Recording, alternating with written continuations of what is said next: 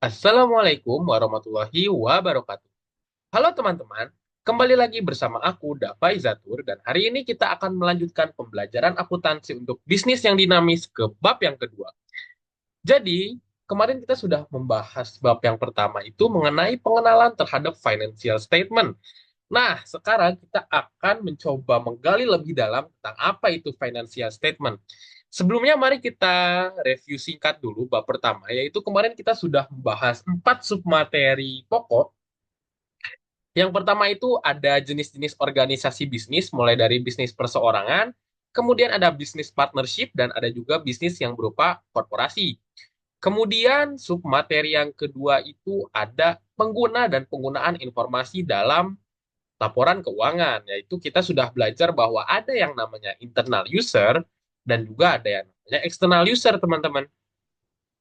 Kemudian yang ketiga, kita juga mempelajari 3 aktivitas pokok dalam suatu bisnis, mulai dari pendanaan, aktivitas investasi, dan terakhir operasional. Yang terakhir, kita juga sudah mempelajari mengenai bagaimana sih cara mengomunikasikan isi dari laporan keuangan terhadap user gitu loh.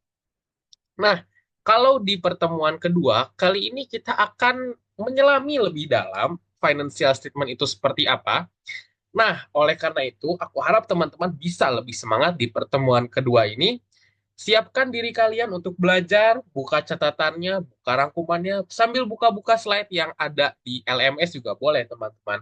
Dan jangan lupa buat teman-teman nanti yang punya pertanyaan, boleh langsung reach out aja ke aku, atau nanti boleh lewat kanal YouTube-nya BEM Akpres SB, SPB gitu. Oke, kita lanjut ke slide berikutnya. Ini ada sedikit learning objektif. Jadi, setelah mempelajari bab kedua pada hari ini, teman-teman itu diharapkan bisa mengidentifikasi bagian dari classified balance sheet. Bukan sekedar balance sheet biasa, classified balance sheet ini adalah laporan yang menyusun aset dan kewajiban ke dalam kategori tertentu sehingga lebih mudah untuk dianalisis. Kemudian, learning objektif yang kedua adalah teman-teman itu diharapkan bisa mengidentifikasi alat analisis laporan keuangan. Serta nanti kita juga akan belajar bagaimana caranya menghitung rasio profitabilitas perusahaan. Yang ketiga, teman-teman diharapkan bisa menjelaskan hubungan antara retained earning statement dan juga dan juga statement of stockholder equity, teman-teman. Yang keempat, teman-teman itu diharapkan bisa menghitung rasio likuiditas dan solvabilitas untuk menilai kemampuan perusahaan dalam memenuhi berbagai kewajibannya. Yang kelima, teman-teman diharapkan bisa menggunakan statement of cash flow untuk mengevaluasi solvabilitas perusahaan. Kira-kira dari learning objektif ini, aku bisa merasakan bahwa materi di bab kedua ini tuh akan sangat menarik buat dipelajari. Oleh karena itu, kita langsung aja. Ini ada sedikit preview dari chapter 2. Jadi, kita akan mempelajari classified balance sheet pada umumnya ya, teman-teman, dan analisis laporan keuangan melalui perhitungan rasio-rasio. Jadi, sedikit aku mention di awal, classified balance sheet itu merupakan suatu laporan yang berisi gambaran mengenai kondisi keuangan perusahaan pada waktu tertentu dengan menggunakan beberapa pengelompokan seperti aset, kewajiban, dan ekuitas ke dalam kategori yang lebih terstruktur. Ingat kata kuncinya adalah terstruktur. Nah, selain itu kita juga akan membahas nanti analisis rasio, ada 3 macam rasio, nanti akan kita pelajari. Itu juga menjadi salah satu part penting dari bab ini, karena dari rasio-rasio itu kita akan mempelajari bersama bagaimana sih caranya kita menggunakan data-data dari laporan keuangan untuk menghitung rasio profitabilitas, likuiditas, dan juga solvabilitas, atau solvency nanti disebutnya. Nah, dengan memahami rasio yang 3 ini, kita bisa mengevaluasi kesehatan keuangan perusahaan, teman-teman. Jadi kita bisa tahu apakah perusahaan ini tuh sehat secara finansial, apakah perusahaan itu bisa memenuhi kewajibannya, atau justru sebaliknya, perusahaan itu mengalami kerugian dan mengalami kesulitan likuiditas gitu. Nanti kita bisa analisis bersama-sama. Oke, kita lanjut ke materi. Pertama, classified balance sheet. Jadi, classified balance sheet ini menyajikan gambaran kondisi keuangan perusahaan pada waktu tertentu. Berbeda dari balance sheet yang mungkin teman-teman sudah pernah lihat atau sudah pernah kerjakan, classified balance sheet sesuai namanya, dia itu menyusun informasi keuangan dalam kategori tertentu. Kategori yang lebih rapih, teman-teman. Misalkan nanti ada kategori aset, kemudian ada kategori liabilities, kemudian ada kategori ekuitas juga. Nanti pokoknya setiap elemen-elemen itu tuh akan disusun secara terstruktur gitu. Nah, nanti setiap elemen-elemen ini juga ada, bisa dibilang ada turunannya lagi, teman-teman. Misalkan kalau aset itu ada current asset atau aset jangka pendek, kemudian ada investasi jangka panjang, kemudian ada PPE atau property plant equipment, ada juga intangible asset. Kemudian buat current liabilities itu nanti ada kewajiban jangka pendek dan jangka panjang gitu. Nah, sebenarnya kenapa sih, Pak, laporan itu tuh dibuat sedemikian terstrukturnya? Jadi ya tentu saja laporan ini dibuat rapi tuh supaya memudahkan para pengguna informasinya begitu. Bisa nanti dari manajemen kantor atau dari investor, kreditor, dan lain-lain. Nah, ini juga aku tadi sudah mention mengenai standar classification-nya. Misalkan aset itu ada current asset, kemudian ada long term investment atau investasi jangka panjang, property plant dan equipment atau PPA, dan juga intangible asset. Itu aset ya, teman-teman. Kemudian buat liabilities dan stockholder equity itu ada current liabilities, ada long term liabilities, dan ada stockholder equities. Ini yang ada di kolom biru ini mohon diingat baik-baik karena ini nanti istilah-istilah di sini akan terus kita gunakan sampai akhir dari pembelajaran bab kedua. Jadi tolong dicatat dan diingat baik-baik. Kita langsung ke yang pertama. Ini ada contoh dari classified balance sheet-nya punya Franklin Corporation. Nah, tadi seperti yang sudah aku jelaskan bahwa di classified balance sheet ini antara aset, antara nih di slide yang berikutnya ada liabilities dan stockholder equity itu disusun secara sistematis. Nah, kalau bisa teman-teman perhatikan di sini asetnya itu didefinisikan kembali menjadi current assets, kemudian ada long term investment, ada PPA atau property land and equipment, ada juga intangible asset. Jadi teman-teman itu bisa tahu pasti apa sektor-sektor dari tiap jenis asetnya gitu. Kemudian di liabilities juga sama, ada current liabilities atau liabilitas kewajiban jangka panjang, ada kewajiban jangka pendek, serta kalau stockholder equity dia memang cuma ada hanya satu kategori aja. Nah, kita lanjut ke slide berikutnya. Kita bahas dulu current assets. Jadi, current assets atau aset jangka pendek disebutnya merupakan suatu bentuk aset yang diharapkan bisa dikonversi menjadi kas atau digunakan dalam waktu 1 tahun atau selama satu siklus operasi. Nah, siklus operasinya itu bisa jadi lebih singkat daripada 1 tahun. Tapi keywordsnya adalah dia harus di bawah 1 tahun, teman-teman. Nah, beberapa jenis current aset itu contohnya ada kas, ada investasi jangka pendek, ada piutang perusahaan, ada persediaan, dan ada juga biaya yang dibayar di muka atau prepaid expense, teman-teman. Nah, FYI, perusahaan itu tuh akan mencantumkan current assets dalam urutan likuiditas atau seberapa cepat aset-aset itu bisa dikonversi menjadi kas. Nah, makanya kalau di sini teman-teman perhatikan di laporan keuangannya Franklin Corporation, cash itu tuh ditaruh di paling atas, teman-teman, buat current asset ya. Kenapa? Karena kas itu tuh merupakan bentuk aset yang paling liquid gitu. Sementara prepaid expense, kenapa dia ditaruh di paling bawah? Karena dalam beberapa kasus, prepaid expense itu tidak dapat dikonversi menjadi kas. Melainkan dia itu hanya digunakan untuk mengurangi biaya yang ada di masa depan gitu, teman-teman. Oke, ini bisa kita lanjut lagi. Nah, ini adalah contoh penulisan current asset di dalam classified balance sheet. Ini ada kasus dari Southwest Airlines Company. Jadi, di sini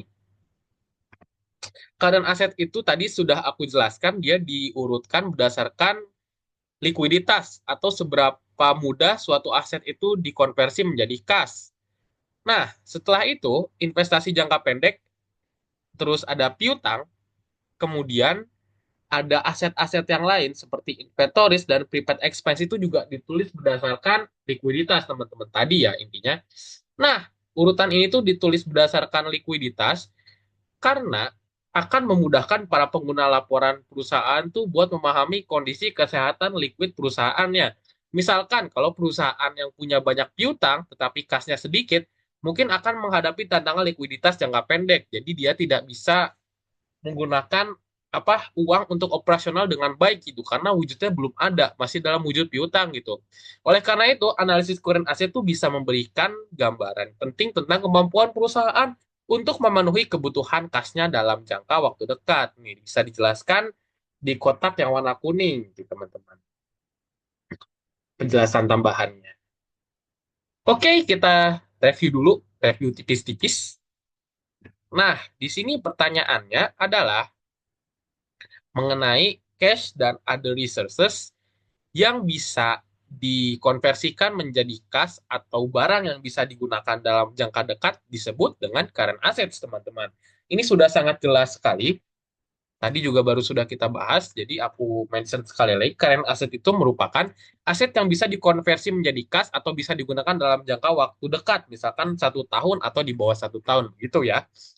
Oke, kita langsung next ke bentuk aset yang kedua, yaitu long term investment. Sesuai namanya long term, berarti dia itu jangka panjang, teman-teman. Jangka panjang ini dalam artian merupakan aset yang bisa dipegang perusahaan selama lebih dari 1 tahun. Nah, aset-aset jangka panjang ini tuh termasuk ke dalamnya investasi, saham, atau investasi obligasi dari perusahaan lain, serta aset-aset yang bisa kelihatan gitu. Seperti kalau teman-teman beli tanah atau bangunan itu kan juga sebenarnya investasi gitu loh. Nah, investasi jangka panjang ini biasanya dimaksudkan untuk memberikan keuntungan di masa depan. Maksudnya gini, teman-teman. Pun teman-teman membeli tanah sekarang untuk bisnis, katakanlah teman-teman beli tanah di Dramaga, gitu. Kalau tidak digunakan dalam jangka waktu dekat, teman-teman bisa jual di beberapa tahun yang akan datang dengan harga yang lebih tinggi gitu. Tentunya ini akan sangat menguntungkan gitu loh. Nah, ini dia tujuan dari long term investment, teman-teman, memberikan keuntungan di jangka panjang. Nah, teman-teman juga harus perhatikan bahwa long term notes receivable juga termasuk dalam kategori ini ya. Jadi nanti kalau misalkan teman-teman diminta untuk menyusun laporan keuangan dan ada akun yang namanya long term notes receivable, jangan lupa dimasukkan ke kategori ini, teman-teman. Karena dari namanya saja sudah jelas long term notes berarti dia jangka panjang. Nah, di sini ada contoh penulisan long term investment punyanya Yahoo. Dia di sini hanya ada investasi dalam sekuritas, ya, jadi hanya ditulis satu akun saja. Nanti kalau misalkan teman-teman punya beberapa akun, bisa dituliskan secara bertahap tentunya. Disesuaikan aja intinya dengan data yang teman-teman miliki. Oke, kita maksud ke bentuk aset yang ketiga, yaitu Property, Plant, and Equipment atau PPE. PPE ini merupakan aset berwujud yang digunakan perusahaan dalam kegiatan operasinya. Udah jelas, teman-teman.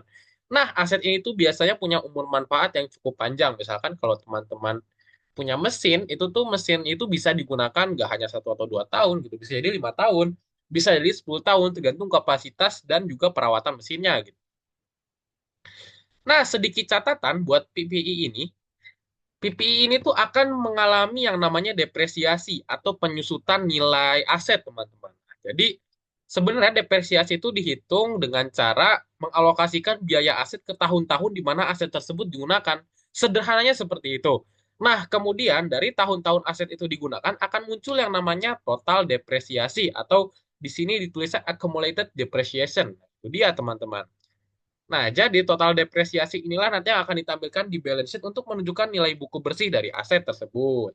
Nah, di sini ada contoh penulisan dari Property Plant and Equipment punya Cooper Tire Rubber Company.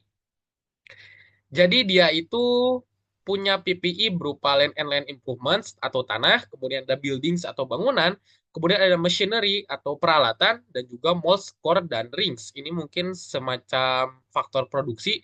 Nah, di sini yang harus teman-teman highlight, kalau teman-teman lihat, dia ada less accumulated depreciation. Ini adalah akumulasi depresiasi setelah aset-aset tersebut digunakan dari tahun ke tahun. Nah, kalau bisa teman-teman lihat di sini kan harga aset awalnya atau nilai aset awalnya itu sekitar 2.244.000 dolaran.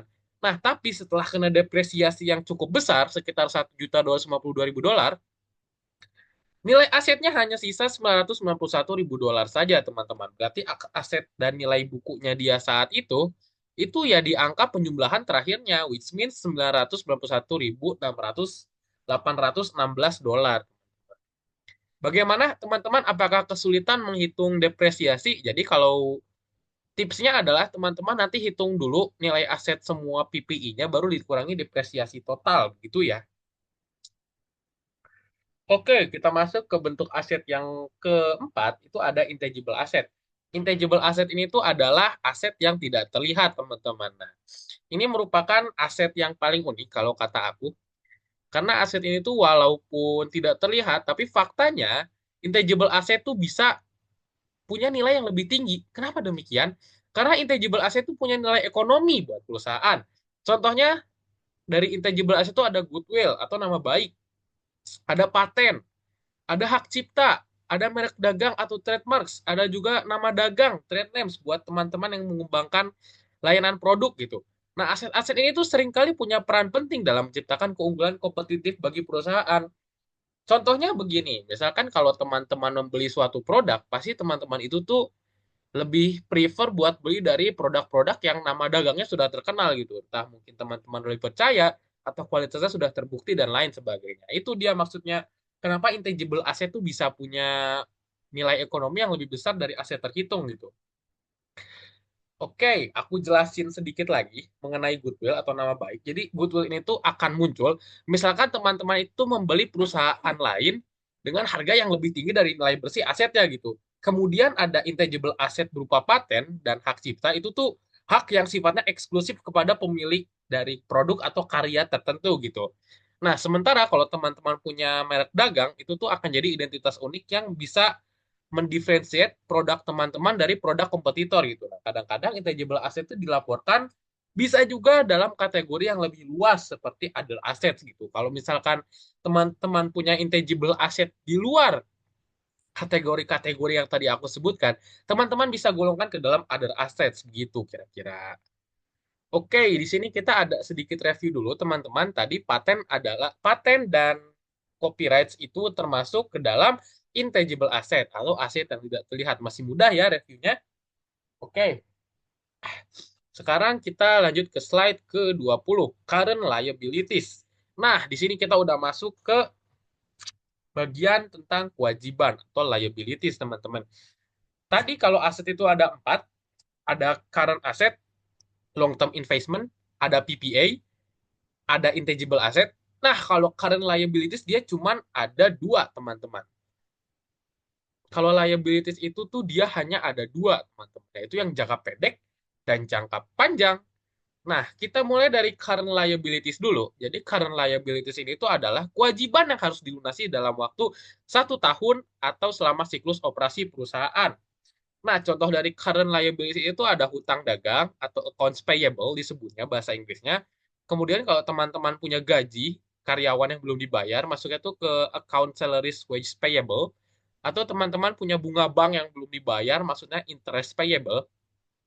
Ada juga pajak yang harus teman-teman bayar ke pemerintah, itu maksudnya income tax payable. Nah, selain itu kalau teman-teman misalkan beli mesin, terus ternyata mesinnya teman-teman itu tuh udah jatuh tempo dalam waktu 1 tahun gitu. Nah, itu juga bisa masuk ke dalam current liabilities, tapi dicantumkan secara terpisah, teman-teman. Nah, kenapa sih current liabilities kita bicarakan dicantumkan secara terpisah? Karena kalau kita tulis secara terpisah, perusahaan itu tuh bisa ngelihat nih sebagaimana kemampuan mereka buat memenuhi kewajiban jangka pendek gitu. Nah, itu bisa memberikan gambaran penting misalkan kalau teman-teman pengen minjem uang ke kreditur gitu. Nah, kreditur itu tuh bisa ngelihat apakah teman-teman itu tuh menghadapi resiko likuiditas atau enggak. Itu sih intinya mah. Oke, ini ada contoh penulisan dari current liabilities. Bisa dilihat ini adalah laporan current liabilities yang punya Marcus Corporation. Dia ada notes payable, ada current payables, ada current maturity of long-term debt yang tadi aku bilang, hutang jangka panjang, ada juga other current liabilities, ada pajak, taxes, ada salaries and wages, gaji. Nah, itu di semua nanti dijumlahkan, teman-teman. Muncullah nilainya sekitar 127 ribu dolar. Oke, sekarang kita masuk ke yang jangka panjang, teman-teman. Long term liabilities ini itu sebaliknya.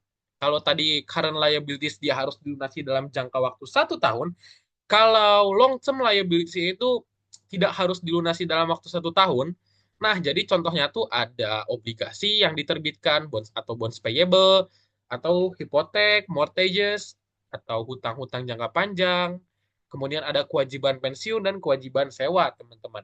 Nah, long term liability itu diklasifikasikan karena dia bisa menunjukkan kewajiban jangka panjang. Nah, analisis terhadap kewajiban ini itu membantu para pengguna informasi seperti kreditor contohnya dalam mengevaluasi risiko perusahaan. Nah, apakah perusahaan itu dalam jangka waktu panjang bisa memenuhi segala macam kewajibannya, teman-teman? Itu kira-kira. Nah, di sini juga ada contoh penulisan dari long term liabilities-nya punya Procter and Gamble Company. Dia juga sama, dia mengurutkannya mulai dari long term debt, kemudian deferred income taxes, kemudian ada non current liabilities itu other berarti yang lain-lain. Nah, itu sudah totalin teman-teman. Sama halnya dengan current liabilities ini teman-teman. Nah, yang long term ini juga kita totalin nanti kira-kira. Oke, di sini ada review question, masih sangat mudah, baru juga dibahas. Which of the following is not a long-term liability? Jawabannya adalah current maturities long-term debt. Nah, ini tadi nih yang tentang hutang yang aku jelasin. Kalau misalkan teman-teman punya hutang yang sudah jatuh tempo dalam jangka waktu 1 tahun, itu sudah masuk ke dalam current liabilities ya, bukan yang long-term lagi, teman. Itu. Oke, sebelum masuk ke stockholder equity, aku minta izin buat rehat sebentar ya, teman-teman. Oke teman-teman, kembali lagi bersama aku. Jadi tadi aku sudah break sebentar dan sekarang kita akan melanjutkan pembahasan kita ke sub bagian berikutnya yaitu stockholder equity. Nah, sedikit kita review kembali tadi buat kita sudah mempelajari materi terkait aset dan juga liabilities. Aset itu ada 4 sub bagian besarnya. Yang pertama itu ada current assets atau aset jangka pendek. Kemudian ada long term investment atau investasi jangka panjang, ada PPE, property, plant and equipments, serta ada intangible asset atau aset yang tidak ternilai, teman-teman. Nah, kemudian liabilities juga sama. Liabilities ada liabilities jangka pendek dan ada juga liabilities jangka panjang. Sekarang kita masuk ke elemen yang ketiga yaitu stockholder equity, teman-teman. Jadi, kalau aku bisa definisikan secara singkat, stockholder equity itu memberikan cerminan terhadap klaim pemilik terhadap apa klaim pemilik aset perusahaan setelah dikurangi semua kewajiban. Nah, dua komponen utama dalam stockholder equity itu ada common stock sama retained earnings, teman-teman. Nah, common stock ini tuh bisa dibilang sebagai nominal investasi awal dan tambahan dari para pemegang saham ke dalam perusahaan. Sementara retained earnings itu adalah laba bersih, tapi dia itu ditahan oleh perusahaan untuk diinvestasikan kembali, bukan untuk dibagikan sebagai dividen kepada para stockholder, teman. Nah, kemudian return earning yang positif, perhitungannya itu menunjukkan bahwa perusahaan itu berhasil menghasilkan keuntungan dan menahannya lagi untuk pertumbuhan di masa yang akan depan, masa yang akan datang. Sedangkan kalau saldonya negatif, itu tuh bisa menjadi pertanda bahwa dalam periode tertentu, suatu perusahaan itu tuh mengalami kerugian kumulatif, teman-teman.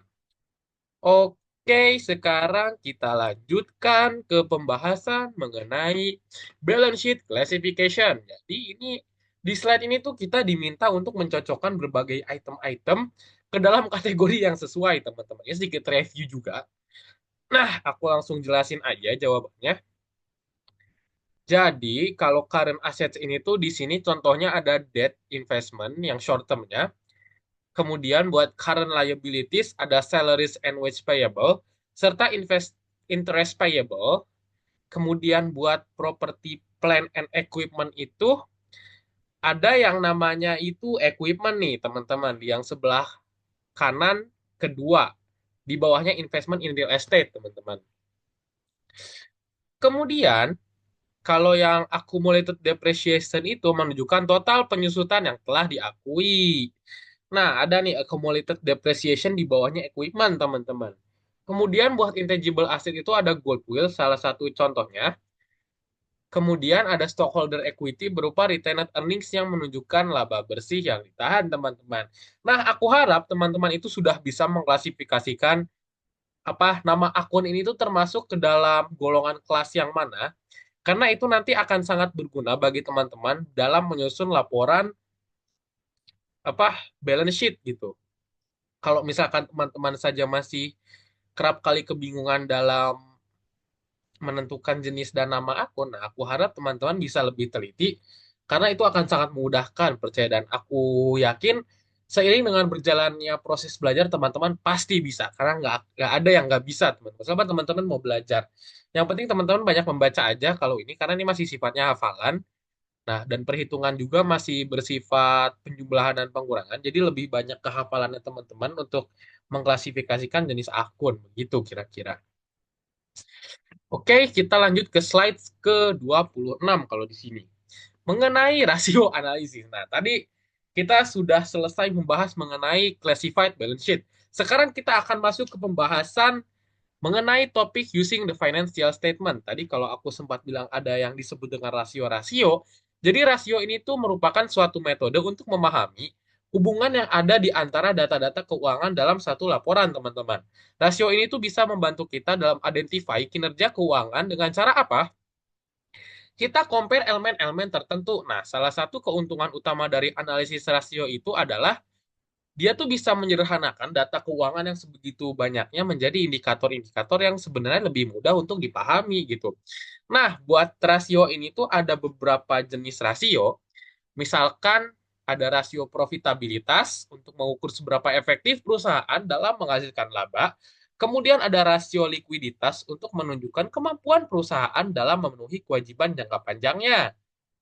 Sorry, rasio likuiditas itu jangka pendek, teman-teman. Nah, baru nih, yang ketiga, rasio solvabilitas menilai kemampuan perusahaan dalam bertahan jangka panjang. Tadi aku aja sempat ketukar nih, makanya teman-teman harus lebih berhati-hati. Ingat saja kalau liquid itu adalah jangka pendek, liquid, jangka pendek, cair. Kenapa demikian? Karena aset yang cair itu tuh bisa digunakan dalam waktu dekat gitu. Intinya itu. Ingat aja kalau liquid itu pendek, sedangkan kalau solvabilitas tuh lebih ke jangka panjang. Itu sih teman-teman. Karena kenapa? Sebenarnya kalau teman-teman pengen explore lebih lanjut, rasio solvabilitas itu bisa kita gunakan buat menilai kemampuan suatu perusahaan dalam melunasi hutang-hutang jangka panjangnya gitu.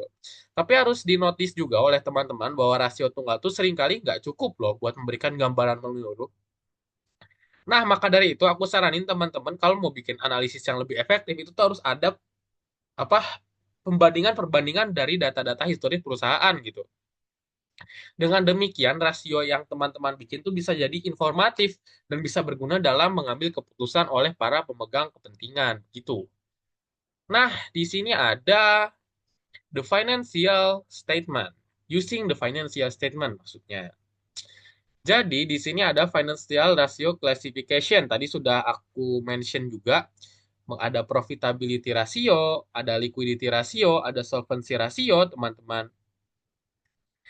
Nah, jadi kalau teman-teman perhatikan di slide ke-27 ini ada ilustrasi sebenarnya. Jadi dia tuh mengenalkan kepada kita tools-tools apa aja yang bisa kita gunakan untuk menganalisis profitabilitas perusahaan misalkan. Nah, kalau kita mau mengukur rasio ini tuh bisa kita pakai yang namanya return on asset or return on equity. Nah, menggunakan alat analisis ini tuh bisa kita, maksudnya kalau kita menggunakan analisis ini, kita bisa membantu para pemegang saham dan investor untuk mengevaluasi seberapa baik sih perusahaan kita dalam menggunakan sumber daya gitu. Misalkan kita bisa menghitung laba bersih itu pakai EPS atau earning per share, teman-teman. Jadi earning per share ini tuh merupakan rasio laba bersih yang dihasilkan per lembar saham biasa. Jadi rasio antara laba bersih yang dihasilkan per lembar saham itu, teman-teman. Rasio laba per lembar saham. Jadi labanya itu tuh ada berapa per lembar saham, intinya itu. Nah, tentu saja rasio EPS ini itu sangat penting buat para investor dalam menentukan keputusan investasi, teman-teman. Seperti itu. Nah, tapi sebenarnya kalau teman-teman mau menggunakan metrik lain seperti gross profit ratio atau margin, net profit margin juga bisa. Nah, aku sedikit jelasin aja. Kalau gross profit margin itu menunjukkan persentase keuntungan dari penjualan setelah dikurangi biaya barang yang terjual. Sementara kalau net profit margin itu lebih menghitung laba bersih sebagai persentase dari total penjualan. Nah, kalau teman-teman bisa menggunakan rasio ini, analisis profitabilitas tuh bisa jadi lebih lengkap, teman-teman. Jadi tidak hanya menggunakan EPS, tapi bisa dilengkapi dengan metrik-metrik yang lain gitu. Tapi sepertinya untuk khusus pembahasan bab 2 ini kita hanya akan fokus ke EPS dulu ya nanti.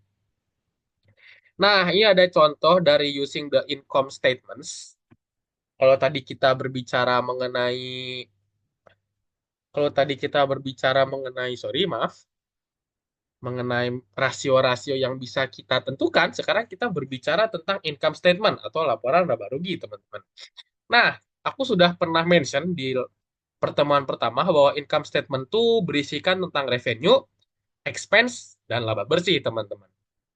Jadi laporan income statement ini salah satu yang penting juga dalam financial statement karena dia tuh bisa menilai kinerja operasional dari perusahaan dan bisa menentukan apakah oh ini perusahaan tuh profit gitu. Nah, income statement ini biasanya disusun dalam format multi-step. Ini sih sebagai informasi tambahan aja ya yang bisa membedakan antara pendapatan operasional dan pendapatan non operasional gitu. Nah, jadi untuk pendapatan saya tuh ada jenis-jenis klasifikasi jenis akunnya gitu teman-teman. Nah, nanti teman-teman tinggal baca dan bandingkan gitu. Oke, dalam analisis laporan laba rugi atau net income atau ya income statement, sorry, net income atau laba bersih itu yang bisa dibilang menjadi main star-nya teman-teman, yang jadi bintang utamanya gitu. Nanti kita bisa menghitung laba bersih itu dari mana, Dav? Kita bisa ngitung laba bersih itu dengan cara kita kurangi semua total beban daripada total pendapatan. Nanti selain laba bersih, laba kotor juga dan laba operasional juga bisa menjadi komponen yang kita analisis secara terpisah gitu. Jadi kalau misalkan mau menilai efisiensi operasional, kalau menurut aku dari satu perusahaan kita tidak hanya cukup melihat dari laba bersihnya ya teman-teman. Kita bisa lihat dari laba kotor dan juga laba operasionalnya untuk mengambil kesimpulan. Ini tadi yang sempat aku cerita tentang earning per share atau EPS. Jadi IPS itu merupakan salah satu rasio profitabilitas yang paling umum untuk digunakan untuk menghitung rasio profitability gitu loh. Nah, jadi IPS ini tuh menunjukkan laba bersih yang dihasilkan untuk setiap lembar saham, teman-teman. Nah, jadi kalau misalkan IPS-nya semakin tinggi, tentu saja kinerja perusahaan dalam menghasilkan laba tuh makin bagus juga, teman-teman. Nah, kalau kita lihat di kolom yang warna biru, EPS itu bisa kita hitung dengan cara membagi laba bersih. Setelah laba bersihnya itu kita kurangi dengan dividen saham preferen gitu. Jadi laba bersihnya kita kurangi dividen, kemudian kita bagi dengan average common share outstanding, teman-teman. Nah, contoh dalam slide ini itu ada perbandingan EPS buat perusahaan Best Buy. Nah, kalau pada tahun 2010, EPS yang diperoleh itu tuh memiliki nilai 3,16 dolar. Sementara buat yang tahun 2011 itu ada sedikit penurunan. Walaupun penurunannya kecil, tapi kalau menurut aku investor tuh bakal sangat teliti, teman-teman. Menurut aku nanti walaupun cuma turun 0,02 dari 2010 ke 2011 untuk kasusnya Best Buy ini, nanti akan sangat dipertanyakan oleh investor, teman-teman. Buat apa? Buat menghasilkan keputusan berinvestasi gitu. Sebagai informasi tambahan juga, investor tuh biasanya menggunakan IPS buat membandingkan kinerja perusahaan, teman-teman. IPS juga bisa digunakan buat menentukan harga saham tentunya. Nah, dengan demikian, perusahaan yang biasanya IPS-nya tinggi itu akan menarik bagi investor. Nah, kalau teman-teman bisa nih teman-teman ngitung IPS teman-teman dan bisa dikatakan oh IPS aku udah bagus nih. Teman-teman bisa tuh nanti pitching ke investor buat mencari investasi gitu supaya bisnis teman-teman makin berkembang gitu. Tapi pastikan dulu perhitungan IPS teman-teman sehat ya. Itu aja sih tips dari aku. Oke, ini ada pertanyaan review. Nah, jadi review dari slide ke-30 ini kita harus menghitung EPS. Tadi baru aja kita mention. Jadi kalau kita akan menggunakan data yang diberikan oleh Stone Land Corporation. Jadi kalau aku simpulkan pada tahun 2014, Stone Land Corporation ini melaporkan laba bersih sebesar 26.000 dolar dengan dividen sahamnya sebesar 2.000 dolar dan jumlah rata-rata saham biasa yang beredar sebanyak 6.000 lembar. Nah, tadi aku sudah mention juga EPS itu bisa kita hitung dengan cara kita mengurangi net income dengan dividen, kemudian kita bagi dengan jumlah saham yang beredar, teman-teman. Ini langsung aja kita eksekusi. 26.000 kita kurangi dengan 2.000, hasilnya adalah 24.000. 24.000 kita bagi 6, hasilnya adalah 6.000, sorry. Hasilnya adalah 4 dolar. Jadi, earning per share untuk perusahaan Stoneland pada tahun 2014 adalah 4 dolar, teman-teman. Mudah bukan kalau teman-teman tahu rumus dan konsepnya? Di sini sekarang kita masuk ke slide 31 mengenai stockholder equity, teman-teman. Jadi statement of stockholder equity ini bisa memberikan informasi kepada kita mengenai perubahan apa saja yang terjadi dalam ekuitas pemegangan saham dalam waktu tertentu ya. Nah, laporan dari statement of stockholder equity ini akan menunjukkan saldo awal dan saldo akhir dari setiap komponen ekuitas, teman-teman. Misalkan ada contoh common stock atau additional paid in capital dan return earning gitu. Nah, sebagian besar perusahaan lebih milih menggunakan statement of stockholder equity daripada retained earnings statement karena laporan yang ini ada contohnya di depan teman-teman ini juga mencatat transaksi ekuitas lainnya gitu. Misalkan ada kalau ada penerbitan saham baru atau ada saham yang kita beli kembali itu tuh bisa masuk ke pencatatan teman-teman. Nah, kemudian perubahan yang terjadi dalam ekuitas pemegang saham bisa memberikan wawasan penting tentang bagaimana perusahaan itu membuat kebijakan terkait pendanaan dan distribusi laba. Ini lebih ke penerapan aja sih teman-teman. Jadi nanti teman-teman itu bisa tahu bagaimana perusahaan bisa mempertahankan laba untuk pertumbuhan atau membagikan dividen kepada para pemegang sahamnya gitu. Jadi kalau misalkan teman-teman suatu hari pengen investasi ke satu perusahaan gitu, teman-teman investor nih, teman-teman jangan lupa baca laporan stockholder equity ini dulu, teman-teman. Karena ini sangat penting biar teman-teman tuh tahu kira-kira perusahaan itu mengelola pembagian dividen seperti apa gitu ya. Oke, di slide berikutnya kita akan mempelajari mengenai using the statement of stockholder equity juga. Masih sama nih. Tapi kita pakai studi kasus dari Best Buy ya. Misalkan pada tahun pertama, ini studi kasus Best Buy contoh aja ya. Misalkan di tahun pertama, terjadi peningkatan yang signifikan dalam common stock. Karena perusahaan Best Buy ini tuh menerbitkan jenis saham baru, teman-teman. Nah, tapi pada tahun kedua ceritanya si common stock-nya ini tuh turun lagi. Karena misalkan perusahaannya itu punya saham yang udah dibeli orang, ternyata dibeli lagi gitu teman-teman. Jadi si Best Buy ini tuh melakukan pembelian kembali saham gitu. Kemudian informasi yang bisa kita dapat dari slide ini menunjukkan bahwa Best Buy itu tuh konsisten membayar dividen teman-teman. Berarti secara laporan keuangan si Best Buy itu salah satu perusahaan yang patuh gitu dan memenuhi etik yang kemarin sempat kita bahas nih.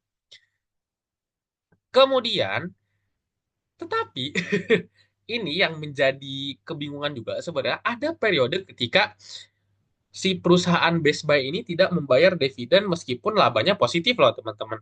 Nah, mungkin hal ini bisa jadi strategi dari si Best Buy untuk mempertahankan laba guna mendukung pertumbuhan di masa depan. Nah, begitu kira-kira. Nah, jadi sebenarnya ada strategi-strategi tertentu yang bisa diterapkan oleh perusahaan, tapi kembali lagi strategi-strategi itu harus juga dilihat berdasarkan situasi, jadi nggak bisa sembarangan ya teman-teman. Mungkin bisa dibilang si Best Buy ini sudah sangat berpengalaman, jadi bisa saja dia menerapkan strategi-strategi yang lebih beragam dalam apa statement of stockholder equity-nya, begitu kira-kira.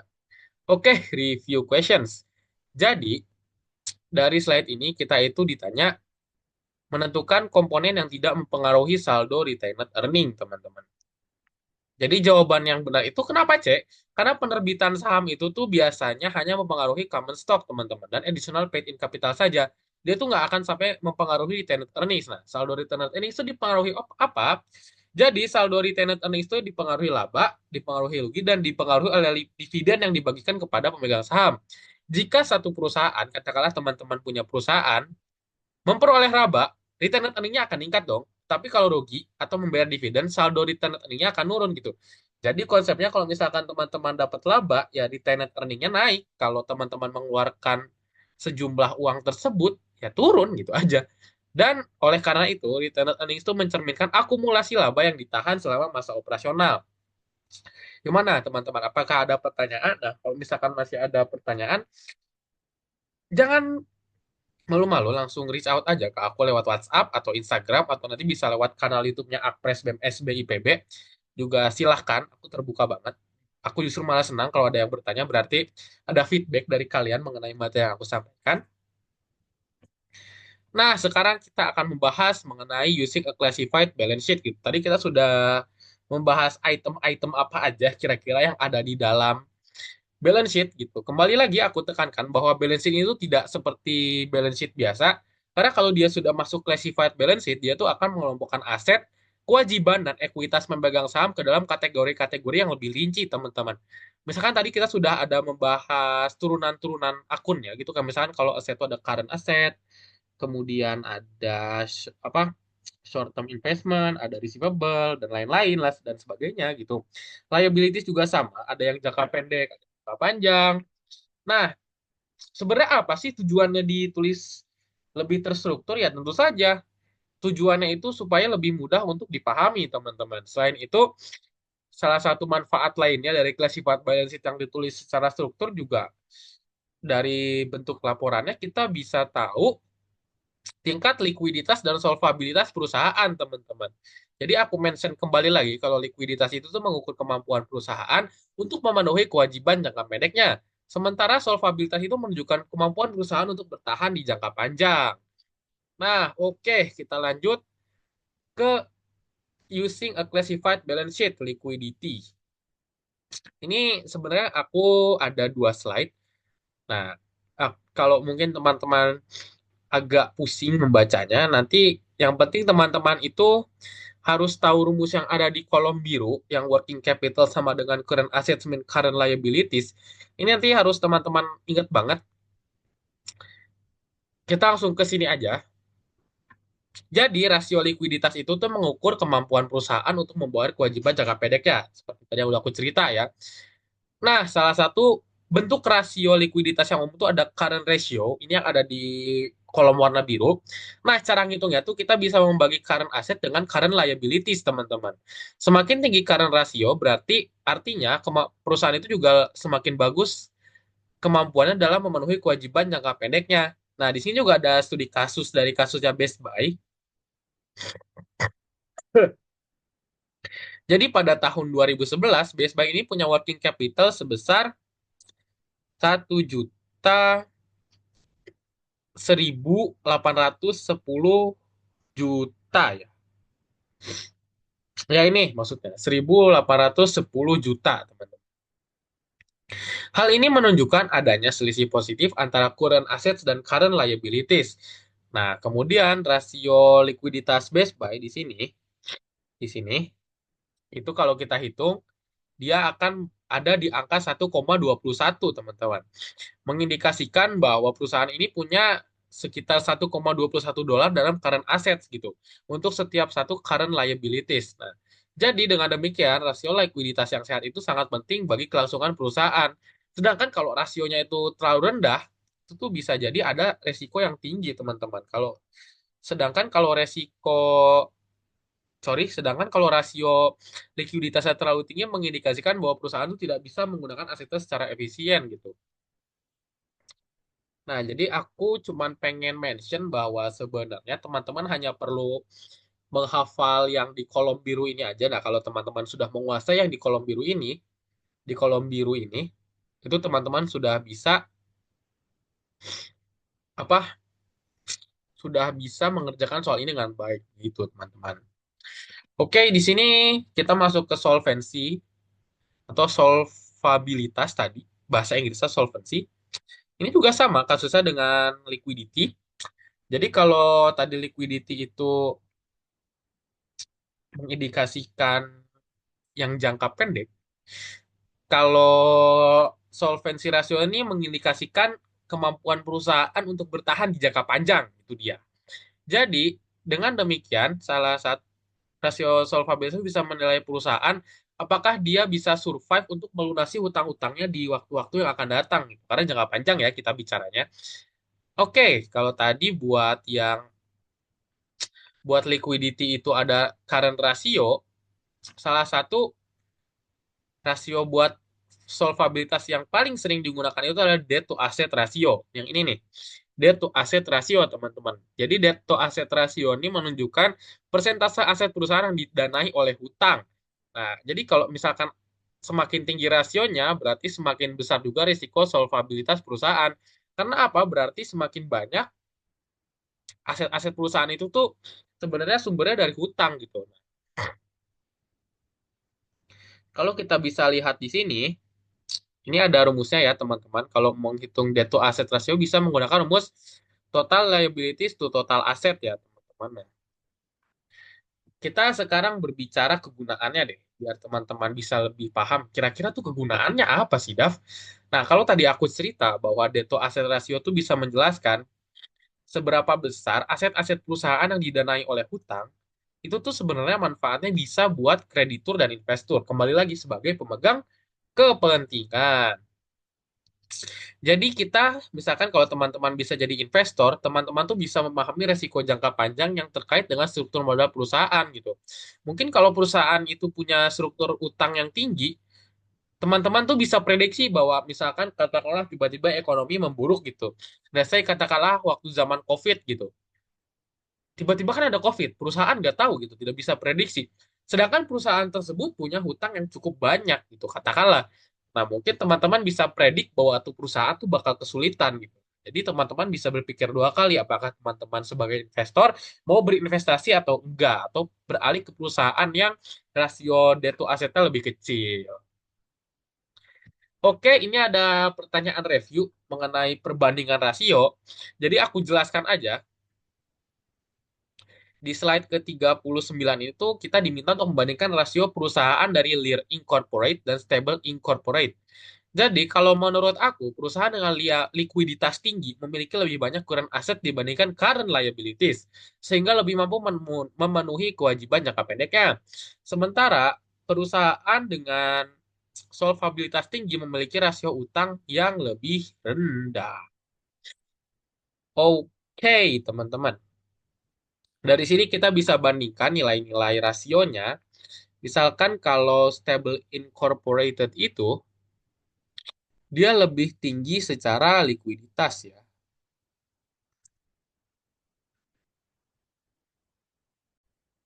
Oke, maaf teman-teman, tadi aku sempat interrupt sebentar karena tadi tiba-tiba ininya lowbat laptopnya. Jadi kalau kita melakukan perbandingan, ini sebenarnya sangat mudah sekali, teman-teman. Ini udah kelihatan. Kita membandingkan tinggal melihat current ratio, debt to asset ratio, sama earning per share-nya. Dan ini sudah jelas banget, teman-teman.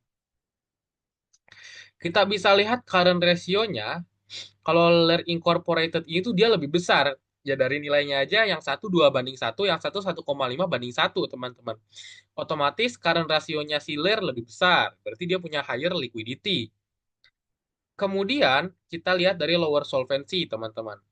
Berarti debt to asset ratio dia ada 75%. Jadi secara ini dia lebih rendah. Karena kan kalau debt to asset itu tadi sifatnya kebalikan ya. Kemudian kalau earning per share, dari sini udah jelas banget dari EPS-nya. Kalau dia itu tuh 3,50 berbanding 2,75.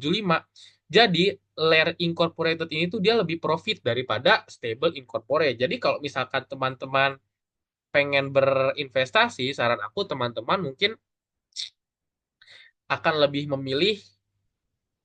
bijak memilih Clear Incorporated karena dia secara earning per share-nya aja sudah lebih besar begitu kira-kira. Oke, ini ada slide ke-40 mengenai using the statement of cash flow. Jadi cash flow itu tuh memberikan wawasan terhadap kita mengenai dari mana sih perusahaan itu dapat kas dan bagaimana kas tersebut digunakan selama satu periode tertentu. Slide ini khususnya dia tuh menyoroti pentingnya kita untuk mengukur cash flow, free cash flow terutama sebagai indikator tambahan untuk menilai kemampuan perusahaan dalam menghasilkan kas yang cukup untuk mendanai operasi dan membeli aset serta untuk membayar dividen juga. Nah, itu teman-teman. Jadi gimana sih, Dav, cara kita menghitung free cash flow? Oh, tenang, gampang banget kok, teman-teman. Free cash flow itu bisa kita hitung dengan cara kita kurangi aja cash provided by operation, dikurangi expenditure, dikurangi cash dividend, teman-teman. Di sini ada contohnya, misalkan untuk perusahaan MPC ini, MPC ya, perusahaan MPC ini menghasilkan arus kas operasional sebesar 100.000 dolar, maaf, 100.000 dolar. Kemudian, si perusahaan MPC ini tuh berinvestasi sebesar 15.000 dolar pada peralatan baru. Berarti yang investasi pada peralatan ini maksudnya expenditure ya, teman-teman. Karena teman-teman mengeluarkan kas, tapi nanti asetnya berupa peralatan itu nambah yang tadi. Itu salah satu bentuk aset yang PI. Kemudian si MPC ini juga membayar dividen sebesar 5.000 dolar, teman-teman. Ya udah, teman-teman tinggal kurangi aja sebenarnya. 100.000 dikurangi 15.000 dikurangi 5.000. Hasilnya adalah 80.000. masih sangat mudah bukan teman-teman? Nah, jadi aku harap teman-teman dalam baca data ini tuh harus sangat hati-hati. Makanya tadi aku selalu mention bahwa teman-teman tuh harus bisa mengklasifikasikan jenis-jenis akun yang berbeda gitu. Apakah dia revenue, apakah dia masuknya terhadap expenditure, dan lain-lain. Oke, ini mungkin ada tugas yang sebenarnya nanti sudah dijelaskan juga di LMS. Sebenarnya penjelasan aku cuma sampai situ aja, teman-teman. Oke, aku mau mengucapkan terima kasih buat teman-teman yang sudah menyimak materi kita pada hari ini.